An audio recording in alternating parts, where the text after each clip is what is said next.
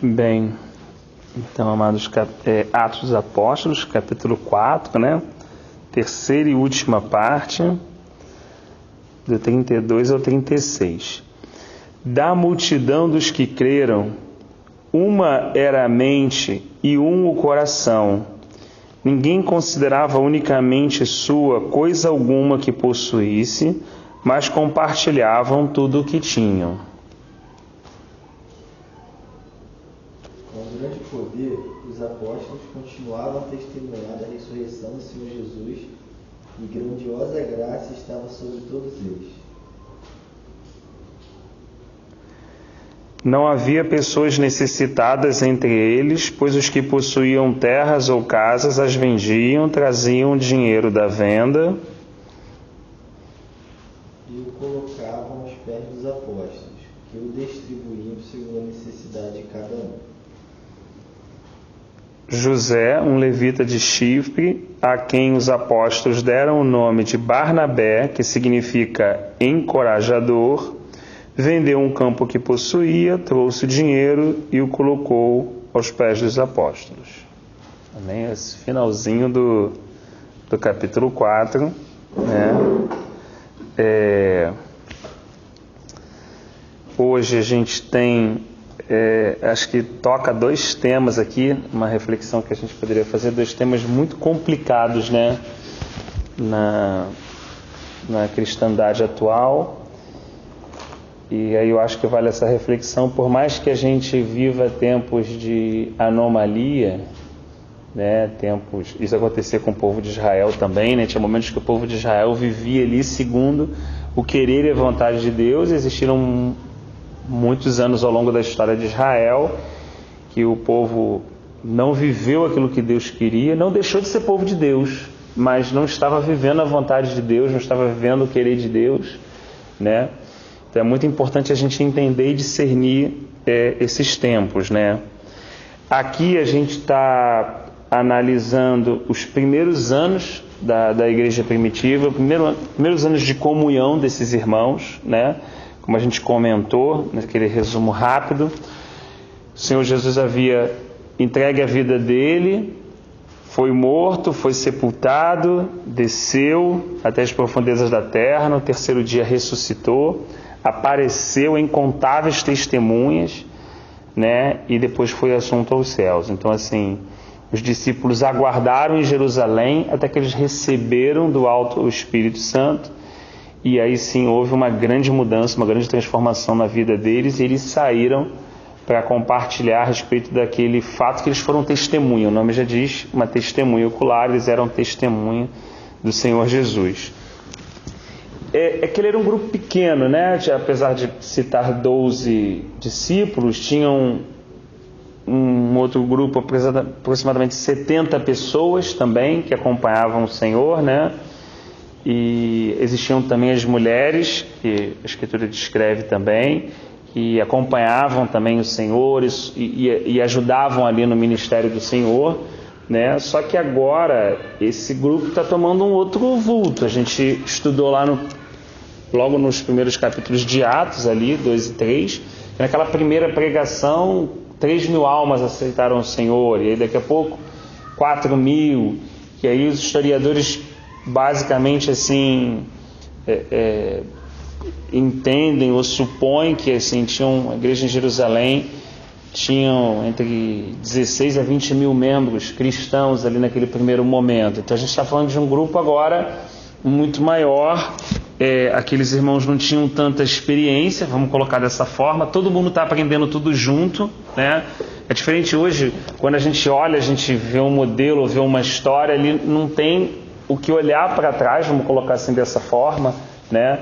Tudo está sendo aprendido junto, está sendo vivido junto, as causas eram levadas, eram julgadas ali. Então assim, é um momento todo novo, um momento onde ninguém sabia nada, vamos colocar assim entre aspas, o tempo todo esses líderes estão consultando o Senhor, estão perguntando a Deus como faz, o que deve fazer. A gente vai ver vários exemplos aqui. Isso já me remete a uma situação extremamente importante na vida cristã, né? E um perigo também muito constante pelo menos para mim, vejo dessa forma, que é a autoconfiança, né? Não sei se vocês concordam, acho que a maioria aqui dirige, ou alguns já experimentaram pelo menos. Quando você está fazendo autoescola, né? Você está assim atrás de alguém, às vezes bate até uma impaciência um pouco, né? Quando a pessoa está dirigindo ali, ou ela já passou da autoescola, mas está logo no início, você repara que a pessoa fica assim, ó, quase com o rosto bem colado no vidro, né? Qualquer coisa que a pessoa faz ali, ela vira seta, né? Ou se ela vai frear, coloca ali o pisca-alerta e tudo, ela segue tudo assim, né? Conforme ela está aprendendo, vamos colocar dessa forma, e tudo aquilo é uma novidade. Como o tempo passa, né, sei lá, com 10, 15, 20 anos de direção, eu até reconheço isso hoje, me coloco nessa situação, muitas vezes eu corto de uma forma que não deveria ser adequada, né, ou eu, né, tomo uma decisão ali no trânsito que não é a melhor, né. Então, no mundo secular, a gente sabe que a autoconfiança leva a gente a tomar algumas decisões, né, que muitas vezes são contraditórias até aquelas princípios de segurança que a gente aprendeu lá no início, né? Como o acidente também, a maioria dos acidentes, pelo menos na minha área, gás e eletricidade, eles acontecem com quem mais sabe, com quem mais conhece, com quem tem mais conhecimento, né? Exatamente por esse tema da autoconfiança. O cara não sabe, ele lê o protocolo, ele sabe tudo direitinho, ele fica com receio, aquele temor, mas quem sabe, quem já domina a coisa, já leva muito por esse aspecto, e às vezes a gente acaba vivendo alguns acidentes lá onde a gente trabalha. E eu tiro um pouco disso aqui para levar para esse lado espiritual, né? É muito interessante na vida cristã, você repara uma pessoa nova que chegou ao Senhor, né? Eu lembro, assim, fiquei muitos anos responsável por grupos que iam se batizar, para preparar esses irmãos, e eu achava, assim, fantástico, porque eles eram, assim, do grupo que eu fazia parte na época, né, tem muitos anos, eles nunca eram os que chegavam atrasados, eles sempre eram aqueles caras que chegavam cedo, estavam lá, sabe, toda aquela expectativa, aquele primeiro amor, tudo eles perguntavam, tudo eles queriam, e eu também conduzi muitos anos pessoas que já eram mais maduras, já estavam no cristianismo há 20, 25, 30 anos, e dá para você perceber assim a diferença do comportamento, né? Então isso aqui é um aspecto muito importante, né? Assim, dessa questão do primeiro amor, do temor, de tudo a gente pergunta, tudo a gente quer saber se agrada a Deus ou não, sabe? E é um risco que todos nós corremos, como esse exemplo que a gente deu assim, uma parábola ou uma situação da direção, que nós corremos ao longo dos anos de nós acharmos que sabemos tudo, conhecemos tudo, lemos muito a Bíblia, ou temos muitos anos de cristianismo, e com isso a gente acaba rotulando muito, tomando muitas decisões, às vezes, contrárias à própria palavra de Deus, ou que entristecem o próprio coração do Senhor, né? Então, assim, acho que nesse primeiro momento fica essa reflexão de que na vida cristã, quanto mais a gente caminhar, realmente mais deve crescer em nós essa convicção de que a gente entende muito pouco daquilo que é eterno, né? A gente entende muito pouco, conhece muito pouco do coração de Deus, de como Ele pensa, né? De como Ele... Tanto que muitas vezes a gente se surpreende o tempo todo quando lê as parábolas, a gente é muito confrontado, né? De que não importa quantos anos a gente esteja caminhando, né? Assim... É muito importante quando o nosso coração permanece um coração ensinável. Quando depois de muitos anos na vida cristã, a gente está sempre aprendendo, com o coração sempre ensinável, com o coração sempre quebrantado, né? A fim de que a gente esteja sempre sendo instruído pelo Senhor. É muito comum, já tive oportunidade por estar muitos anos no cristianismo, de pessoas que vão chegando, vão olhando, aqueles irmãos estão lá, mas o cara faz assim, faz assim, tal, passa 10 anos, a pessoa está exatamente naquela posição. Do que ela criticou, do que ela falou, do que ela apontou, né? Então, assim, a gente vê também exemplos na Escritura claros relativo a isso, né?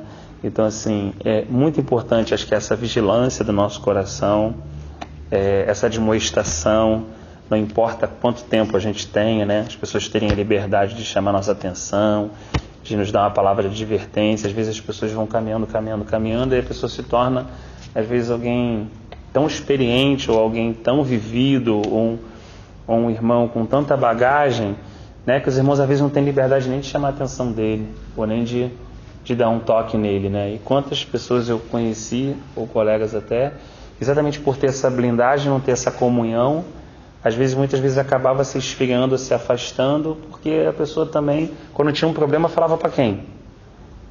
Né? Porque se ela falasse para alguém, aquelas pessoas que julgavam ela também o máximo, iriam assim, de alguma forma, descaracterizar, né, aquilo que criou. Por outro lado, a gente como ser humano também gosta daquela imagem que alcançou, essa é a grande verdade, né?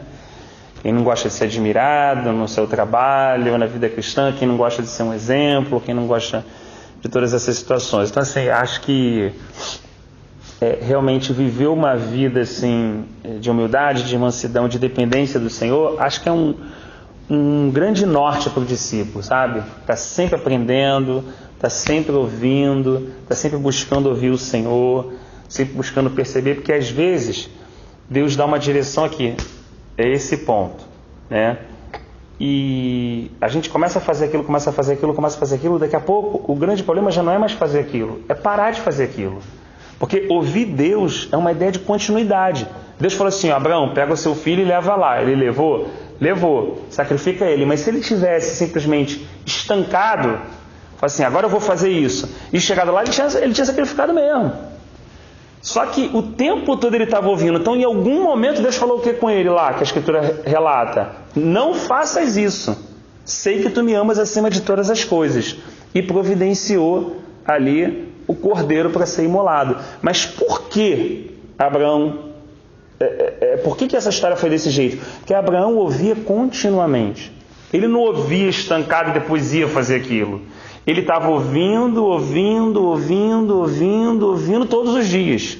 Então uma hora Deus falou assim, vai para o norte. O cara está indo para o norte. Daqui a pouco ele fala assim, parava.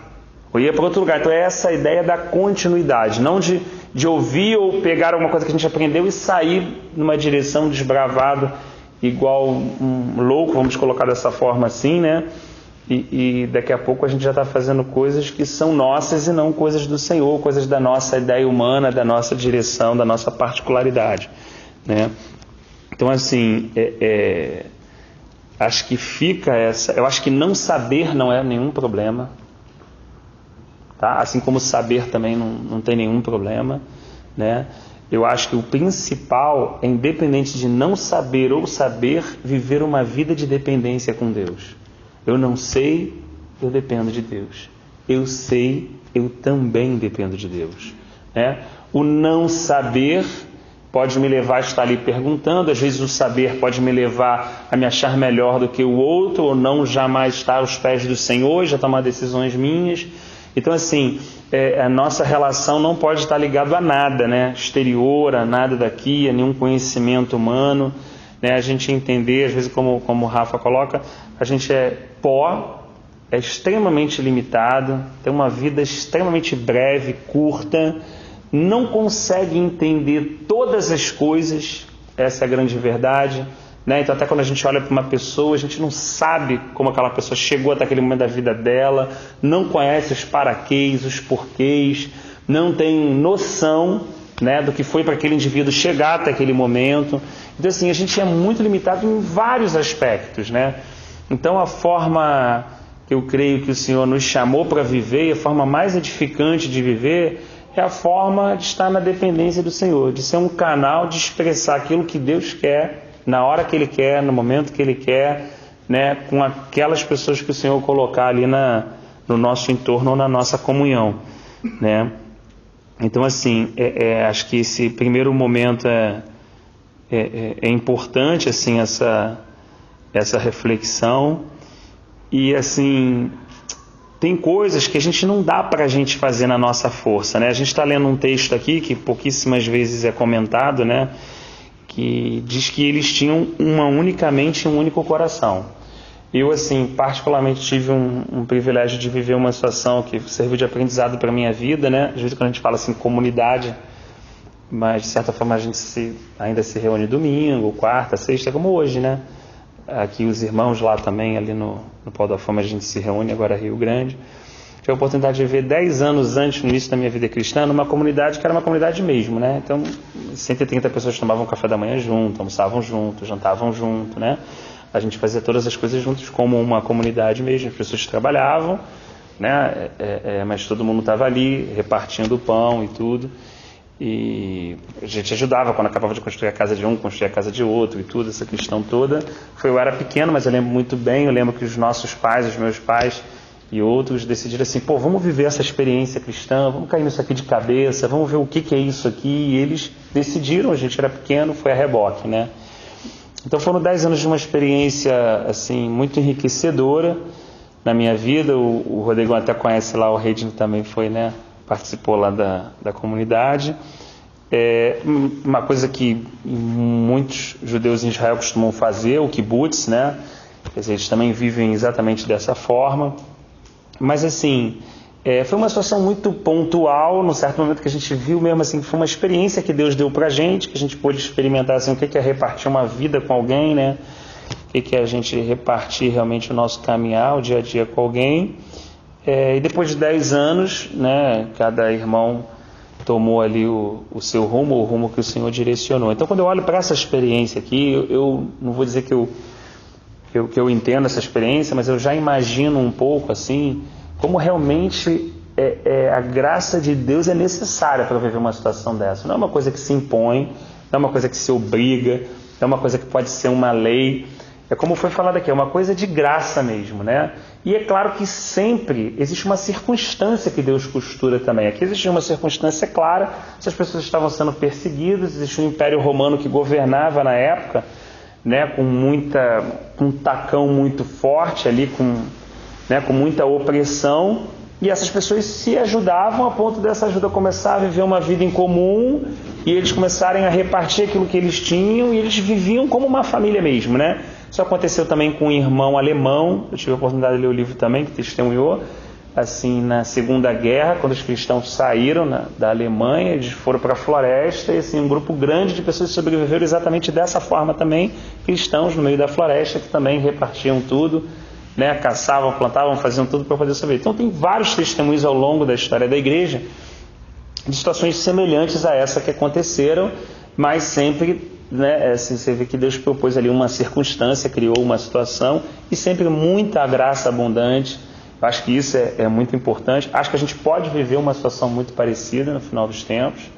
Acredito nisso, com a situação assim, apertando. É uma situação que assim expõe muito o mundo, né? Porque no momento de tanto individualismo, de tanto egoísmo, de tanta solidão, de tanto ganho individual, em nenhum momento isso aqui também pode ser entendido longe de qualquer pensamento, entender isso aqui como um pensamento socialista, jamais. Isso não tem absolutamente nada a ver com o pensamento socialista. Por isso é importante deixar isso claro também, né? Não é uma filosofia humana, não é uma obrigação, não é uma ideia marxista, não é nada disso. Realmente é uma expressão de amor, uma expressão de voluntariedade, de generosidade, de graça de Deus que transborda sobre uma comunidade, sobre um grupo de irmãos.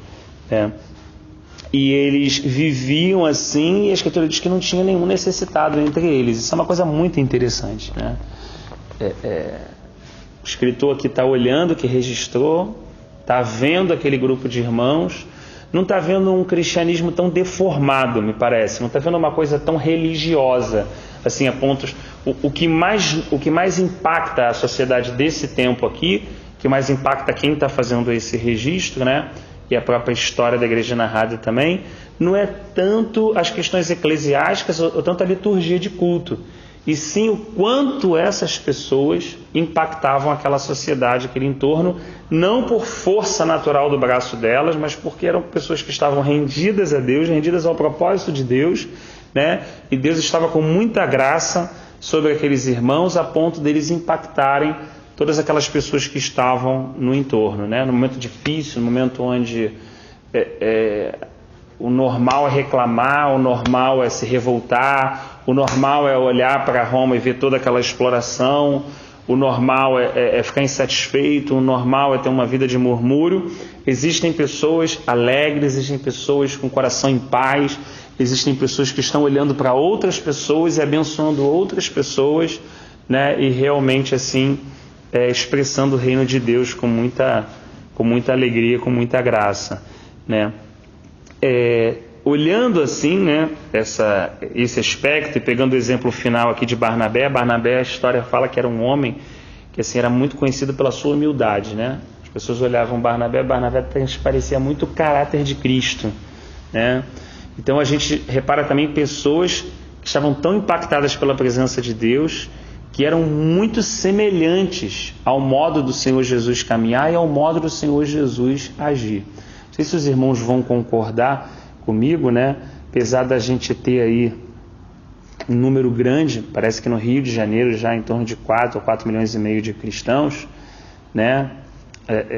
E aí somando obviamente de cristãos, né, pentecostais e evangélicos ou católicos, cristãos no geral, pessoas que creem no Senhor Jesus, a gente ainda não vê na nossa cidade um impacto tão grande em relação ao número de cristãos que habitam, né? Que a gente vê apenas em torno de 15, 16 mil numa cidade super populosa, e a gente vê um impacto grande, né?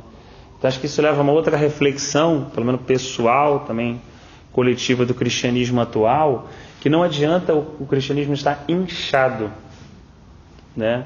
Não adianta ter números sem qualidade, né? Se uma criança, por exemplo, se eu estou aqui e os meus braços crescem muito, eu estou doente, porque os meus braços cresceram numa proporção diferente do meu tronco e dos meus pés.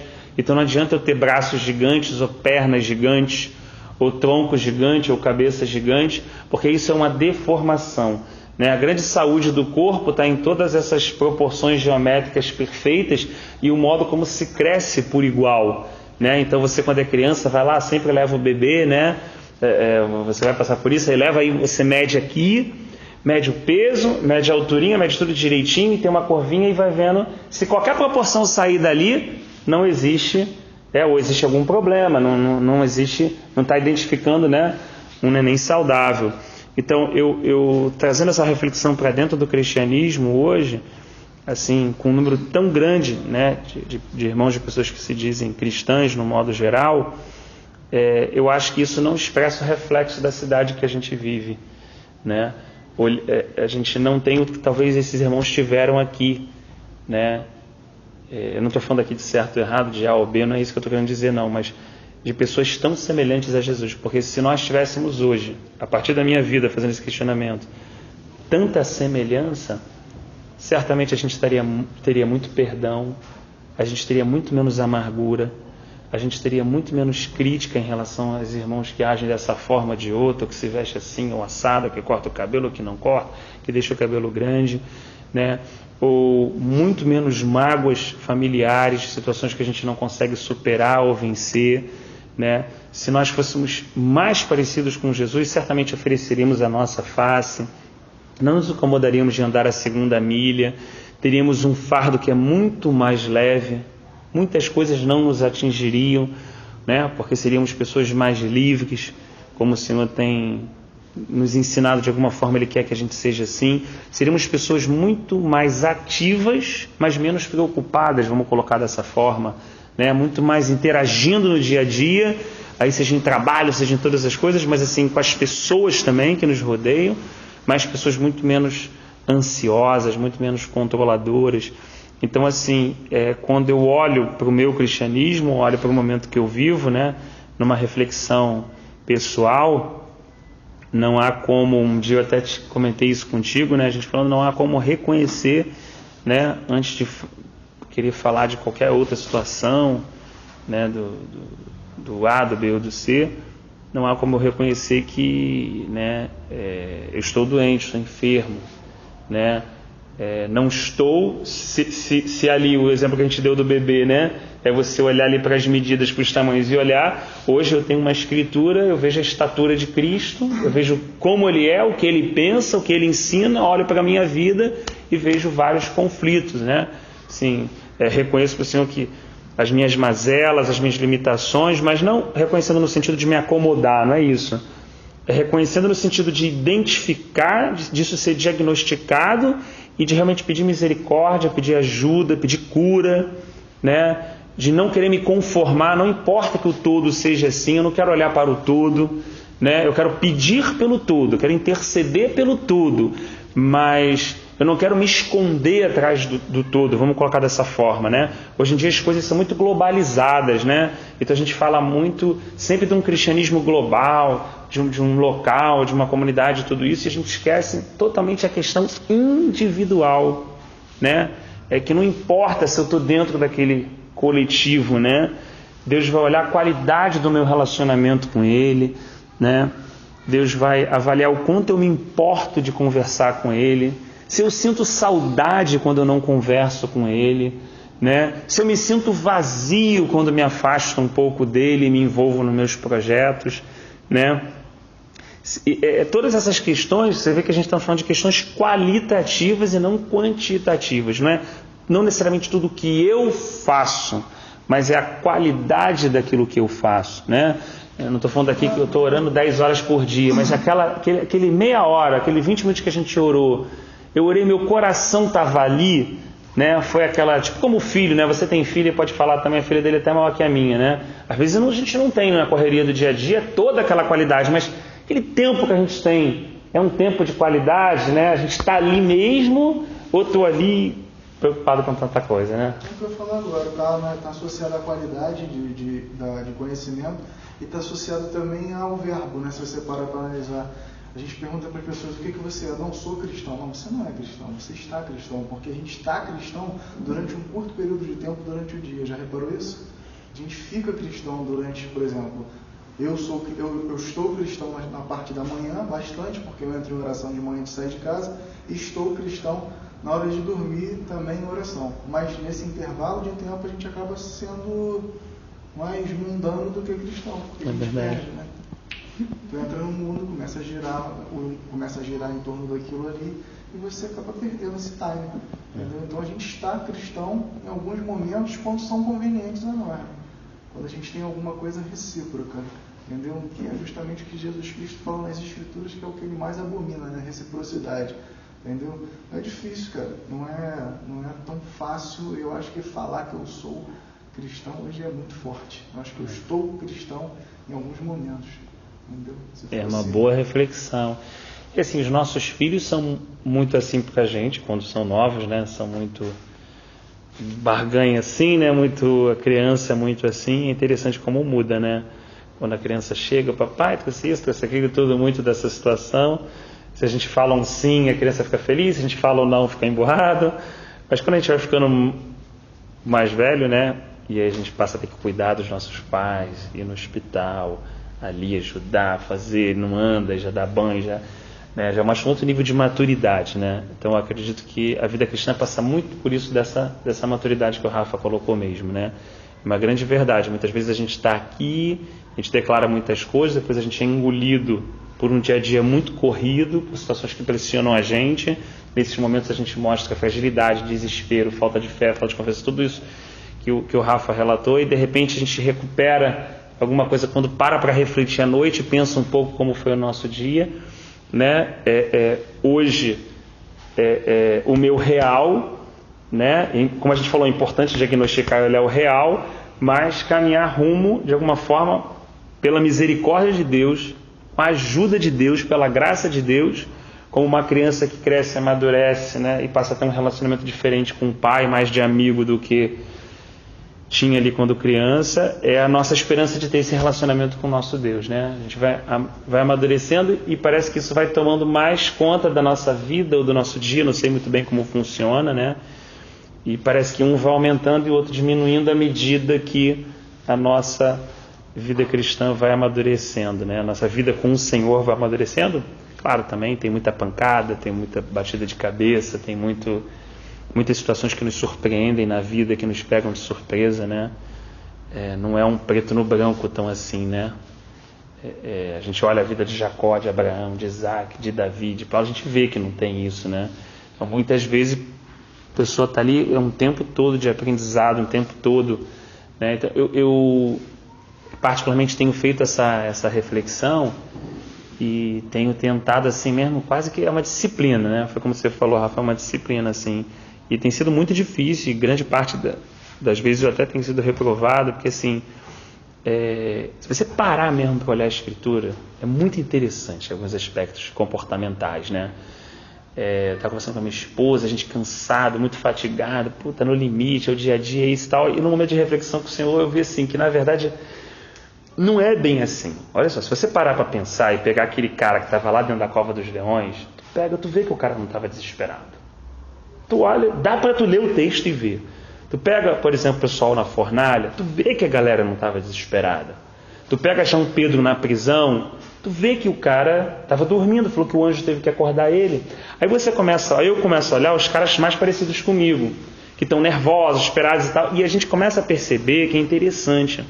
São exatamente as pessoas que ainda não atingiram o estágio de rendição. Por exemplo, você pega Moisés, Caleb, Josué, Eleazar, toda aquela galera dali, estava igual, estava na mesma areia, no mesmo deserto, no mesmo povo. Sabe? Só que como eles já estavam num estágio assim, olha, Senhor, eu estou aqui contigo, eu estou aqui para viver aquilo que o Senhor colocar para mim, seja o dia bom, o dia mau, minha alegria é o Senhor. Essas pessoas passavam pelas mesmas coisas, mas como o querer delas era o querer de Deus, ou melhor, o querer de Deus era o querer delas, elas tinham paz no coração. Elas tinham um fardo que era leve. Mas as pessoas que ainda não tinham se rendido à vontade do Senhor, o que acontecia?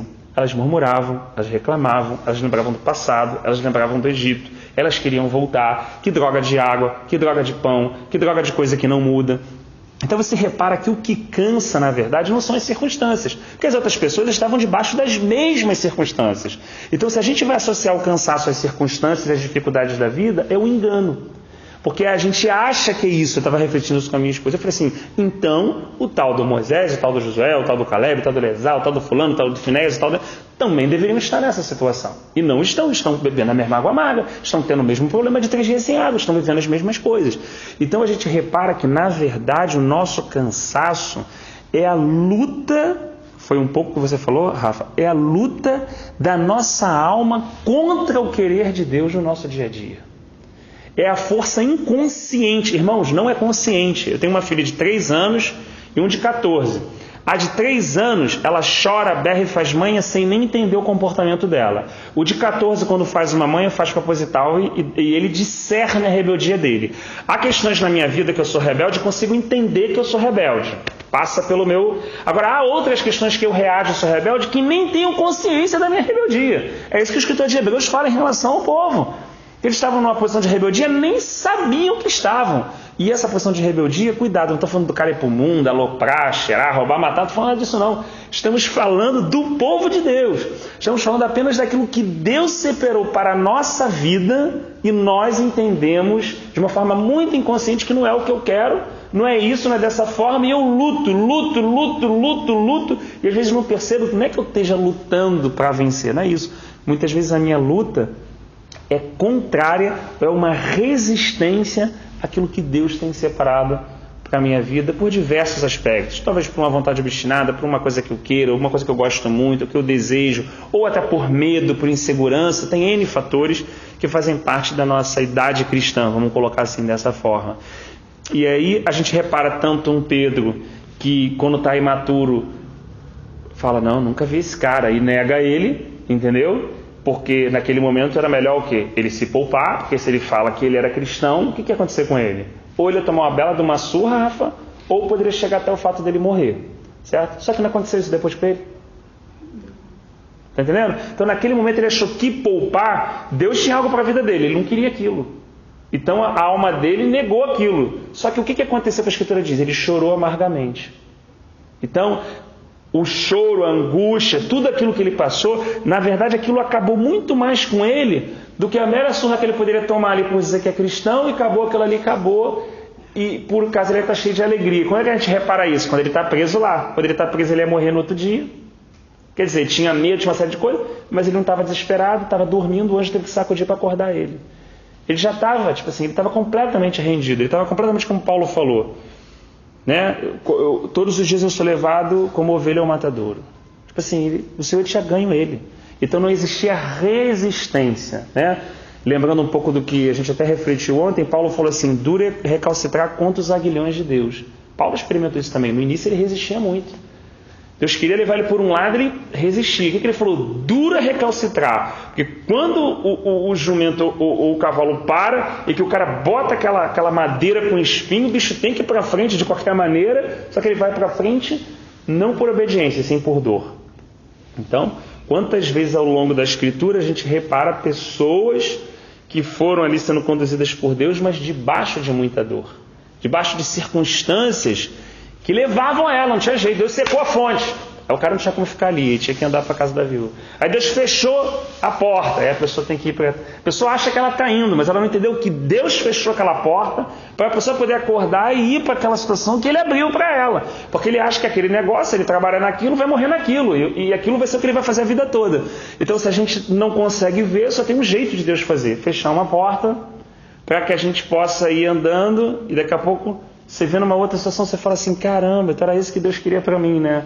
Então, assim, faz parte, né? Não estamos aqui, não é nenhuma crítica. Isso aconteceu com Israel. Isaías falou: o jumento conhece o seu dono, o boi conhece o possuidor, mas Israel não me conhece. Então, isso foi muito triste. Foi um momento, né, lá que eles viveram no tempo do rei Uzias, onde até um jumento e um boi conhecia o dono deles, mas o povo de Deus não conhecia o próprio Deus. Falava de Deus, cantava para Deus, mas não sabia o que Deus queria para a vida deles, não sabia o que esse Deus pessoal o alegrava ou o entristecia, né? Viviam uma mera religião, vamos falar assim dessa forma, né? Só protocolo mesmo humano, né? Eu acho que esse talvez seja o grande desafio para o nosso momento cristão, né? A gente não se conformar.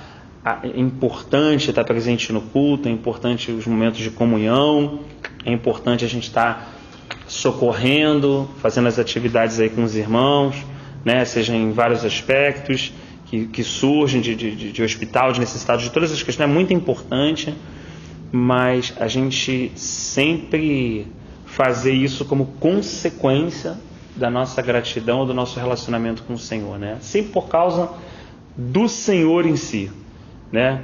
Não se perder. A gente conhece grandes líderes, né? Eu ouvi outro de um líder até confessando isso, falando que ele, comecei pregando o evangelho, daqui a pouco eu estava numa instituição onde dependia de R$1 milhão para ela girar, e aí o meu único nervosismo era saber se eu ia ter R$1 milhão no final daquele mês ou não, porque senão tudo parava.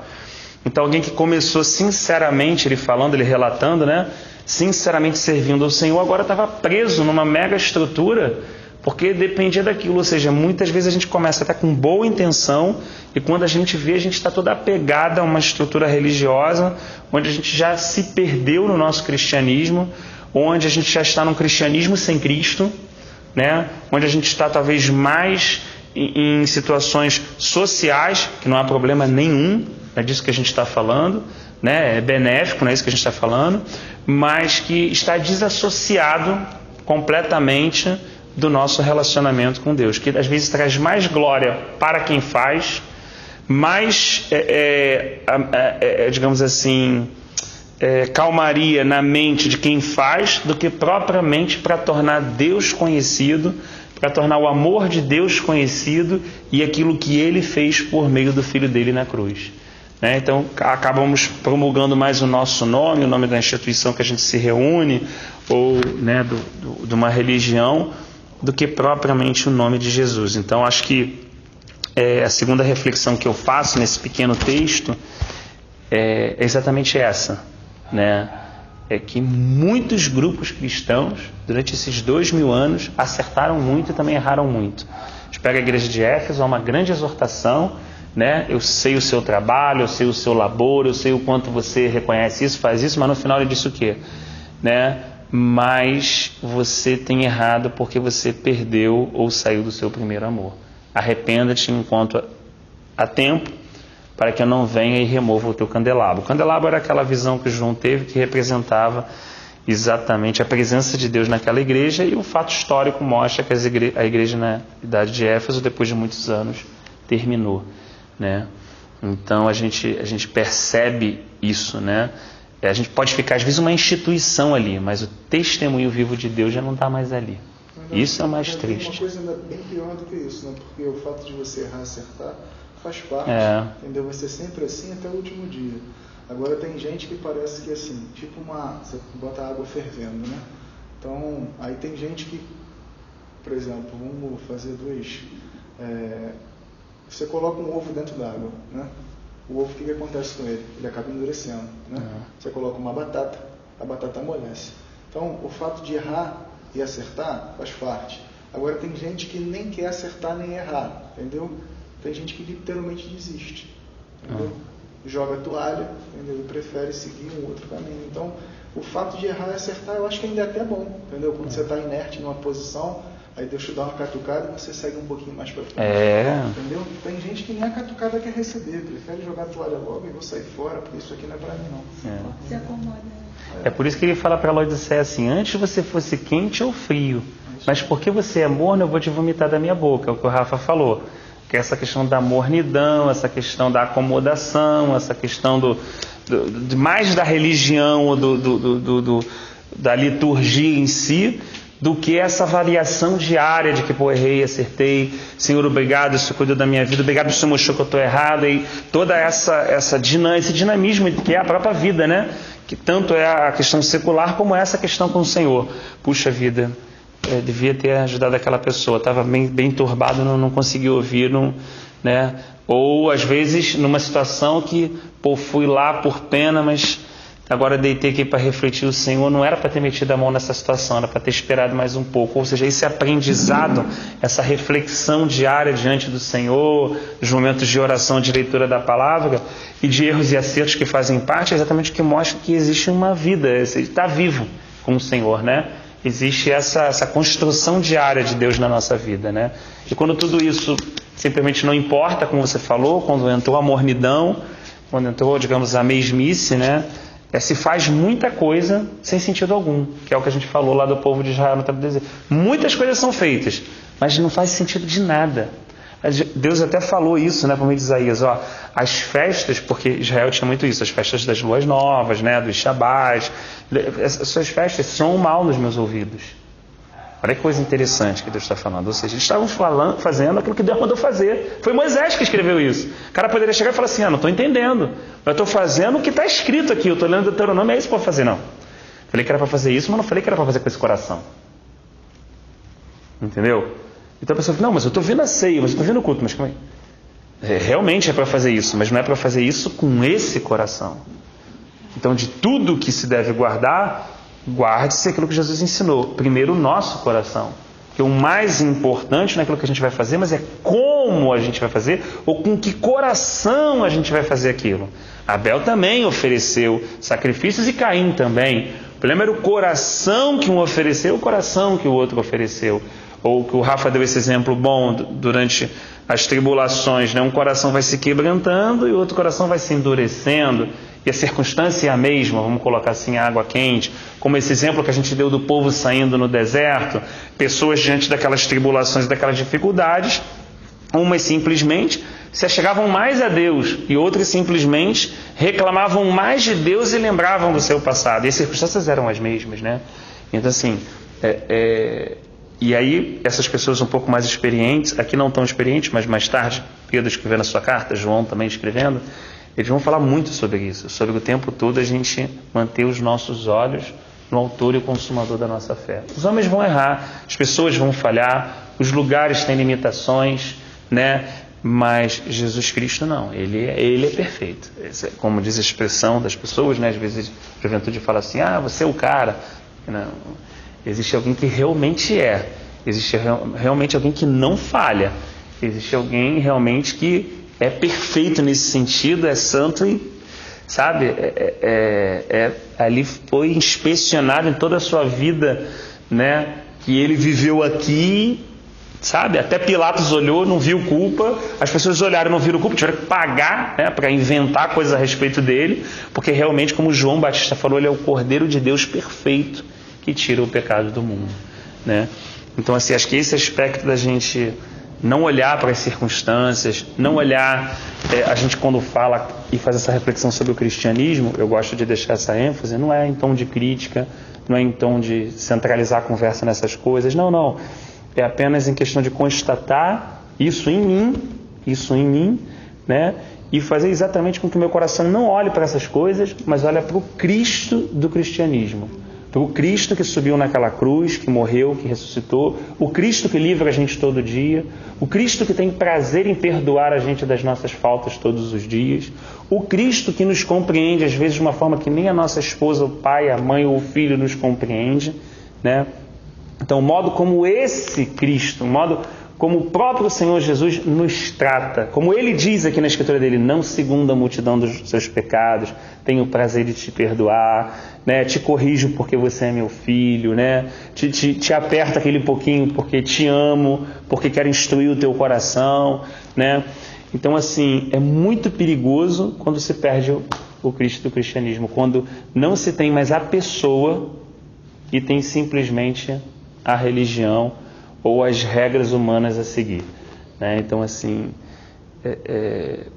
hoje, com pesar que às vezes a gente olha, vê muitas pessoas aprisionadas em rituais humanos e mandamentos de homens, né? E não vê que aquela pessoa não teve a oportunidade de ser ensinada, né? De que ela possa conhecer Jesus Cristo, que ela possa ler sobre Ele. Lê. Não, porque tem... Lê aqui. Não, porque eu penso assim, eu penso assado. Rapaz, eu não estou te falando de religião. Lê aqui, lê quem é Jesus. Lê o que Jesus fez pela tua vida e pela minha vida. Vê o que Ele deseja conosco. Está escrito, a gente vê como Ele se relacionou com Filipe, com André, com todas essas questões aqui, com Simão. Como Ele é, como Ele age. Né? Ele não é filho do homem para mim, ele não é homem para mentir, nem filho do homem para se arrepender. Aquilo que ele fala, ele cumpre. Ele tem palavra, ele é fiel. Ele está pensando sempre muito mais na frente, como Paulo falou na versão bíblica, infinitamente mais do que pedimos ou pensamos, conforme o seu poder que opera em nós. Então, assim, quando a gente tira os olhos de Cristo e olha simplesmente para o cristianismo, quando a gente fala mais da igreja de Cristo do que o Cristo da igreja, pode esperar que esse indivíduo está prestes ao desânimo, à fadiga, ao cansaço, porque ele não vai conseguir receber a vida que é necessária, né, para firmar os pés dele, firmar os meus pés, os nossos pés na rocha, né? Então, assim, é um desafio todos os dias. Nós somos o corpo de Cristo, né? Somos a igreja do Senhor, nós e todos os irmãos que confessam o nome dele, né? Todos nós, cada um de nós com defeitos, com limitações, né? E cada vez que ele mostra mais as nossas limitações, faz com que eu tenha mais misericórdia do outro cara que tem as limitações dele também, né? Porque ao olhar para a conta dele eu tenho consciência da minha conta também, né? E eu acho que isso vai gerando essa cooperação mútua que a gente está vendo aqui entre essas pessoas, essa vida em comum. Não é por obrigação ou ordenância, né? Não é uma coisa assim, mas eu tenho que fazer isso. Não é uma coisa que a gente é obrigado, porque tudo que é obrigado no cristianismo você tem que parar e pensar assim. Até o mandamento, você tem que ver o mandamento por amor. Eu dou uma ordem para minha filha, mas cara, não é porque eu sou um general, é porque tem um porquê eu dou um direcionamento para ela de 3 anos e você vai ver que o direcionamento que eu estou dando é por causa de amor, né?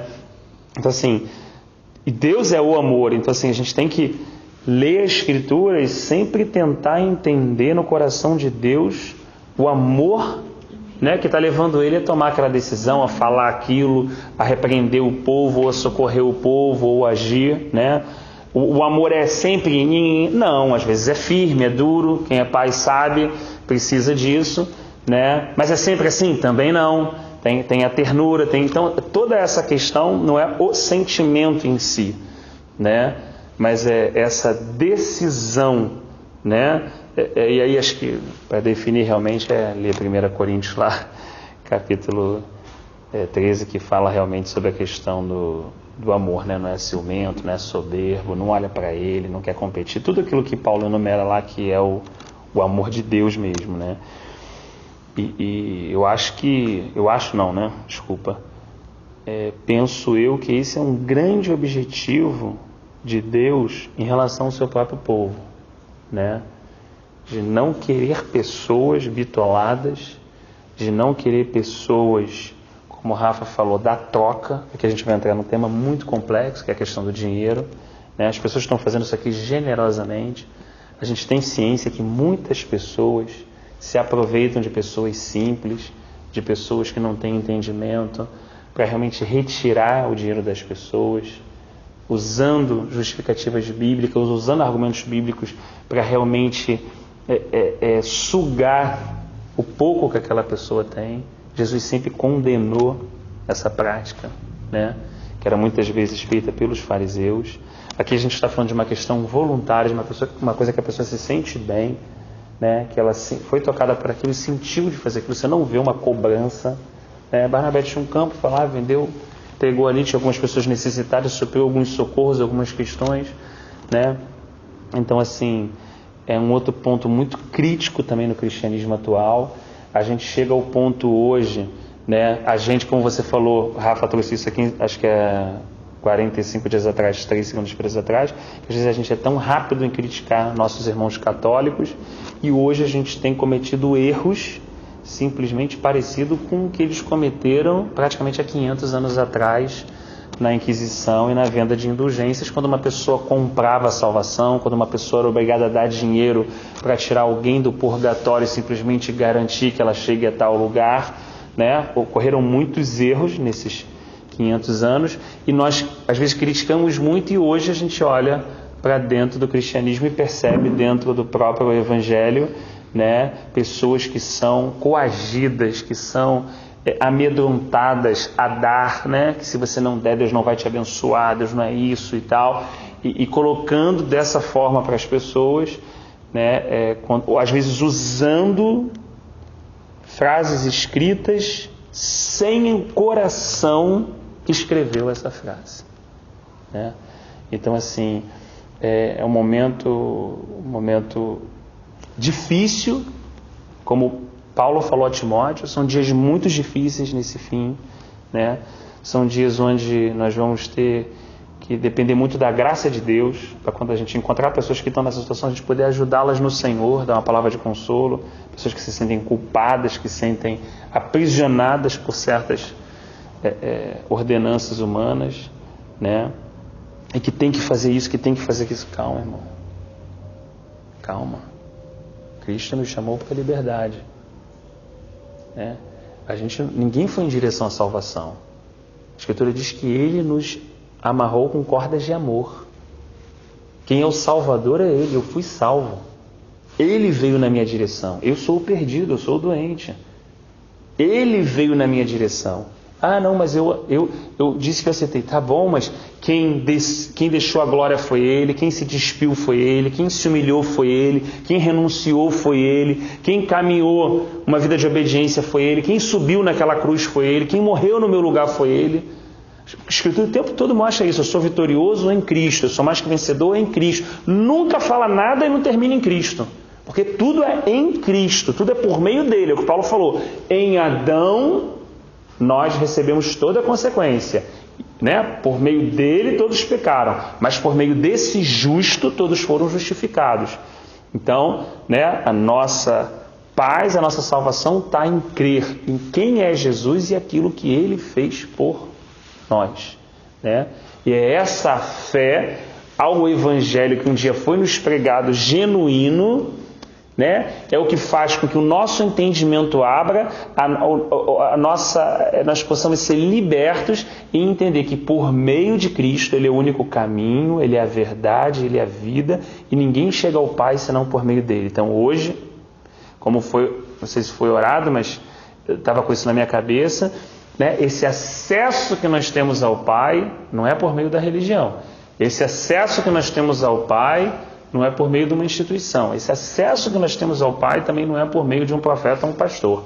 Esse acesso que nós temos ao Pai é por meio de Jesus Cristo de Nazaré, que se entregou como nosso sumo sacerdote ali naquela cruz. Ele é a pedra angular. É o início e o fim de todas as coisas. É o mediador entre Deus e os homens. Jesus Cristo, o homem, como Paulo relata em Timóteo, né? Então é muito importante a gente entender isso e entender que é essa fé, de fé em fé e de glória em glória, não foi o que Paulo escreveu? É através desse processo que ele vai tratando a nossa vida tratando o nosso coração através das circunstâncias, como essa água quente, renovando o nosso entendimento quando nós estamos refletindo na palavra de Deus. Por isso, o que ele falou a Moisés, ele falou exatamente para Josué: Josué, medita na minha palavra de dia e de noite. Tu não vê ele pedindo o cara para dar cambalhota, subir no morro, descer, fazer 1 milhão de coisas. Não é isso, a gente não vê essa instrução. É que às vezes a gente aceita, às vezes alguém prega, a gente não verifica. Às vezes a gente ouve, a gente não checa. Entendeu? A gente carrega coisas erradas. Então assim, o que Deus falou para ele? Cara, Josué, eu vou ser contigo como eu fui com Moisés. Pega a minha palavra e medita nela de dia e de noite. Quando você parar para você ler, eu vou te instruir. Eu vou colocar sabedoria no teu coração. Eu vou te mostrar o caminho. Você não sabe. Eu não estou te cobrando que você saiba. Eu estou te cobrando que você dependa de mim. Eu não estou te cobrando que você seja o cara. Eu estou te cobrando que você espere em mim para que eu faça. Esperar no sentido de, não estou falando dele ficar parado, né? No sentido assim, dele confiar nesse aspecto. Ele vai saltar e vai saber que Deus vai estar do outro lado para agarrar ele. Nesse aspecto que a gente está falando, né? De confiança, de entrega, de rendição. Né? Então assim, que o Senhor nos ajude, que o Espírito de Deus nos ajude a Ele resgatar essa palavra de Deus ou esse Evangelho genuíno dentro da nossa vida. Né? Dentro do nosso caminhar, dentro do nosso dia a dia. Né, que a gente não tenha medo de todo dia ter que encarar os acertos e os erros, os sucessos e os fracassos, as sementes boas ou ruins que nós plantamos, e as ruins que nós plantamos, o trabalho que a gente vai ter que ter de arrancar com a ajuda do Senhor, e as boas, colher os bons frutos, né, que Deus permitiu que a gente plantasse, né, ser humilde para entender que é assim, né, não vai dar para tirar 10 sempre, não vai dar para ser o cristão super mega tera, não vai dar qualquer aparência, qualquer roupagem, qualquer ensino que fale sobre isso. Ele é falso, ele vai glorificar o homem, ele vai glorificar o local. Né? É Deus que deve ser sempre glorificado nas nossas vidas. Né? Sempre o Senhor que deve ser exaltado nas nossas vidas por meio de acertos e por meio de erros também. Né? Então assim, a gente fecha a terceira parte do capítulo 4, né, refletindo sobre esse início de coletividade. Agora a gente estava muito vendo a questão individual, agora a gente já vê uma comunidade aqui, cristã, assim falando, pessoas convivendo, onde a convivência é o quê? Atrito, a gente vai ver mais na frente, há problemas. Foi o que ela falou, o problema não é o problema. Você vê que tem problema? Tem, a gente vai ver problemas das viúvas hebreias com as viúvas gregas, várias situações vão acontecer aqui no livro de Atos que a gente vai poder ter. Mas o problema não era esse. O problema não é o problema. Porque quando todo mundo está na dependência do Senhor, os problemas são resolvidos, é como uma família. Você tem o problema? Tem. Mas se você resolve o problema com o pai, com a mãe, com o irmão, cai no pau ali, mas resolve não sei o que, se perdoa e tudo, você não lembra mais daquilo. Aquilo simplesmente acabou, né? Não vou ficar lembrando do meu irmão, de uma coisa. Meu pai, né? Quando há uma graça, um perdão, uma restauração. Então, assim, esse talvez seja o maior desafio, tanto individual como o nosso, quando a gente vem viver aqui em coletividade, né? Amém? Acho que o 4 a gente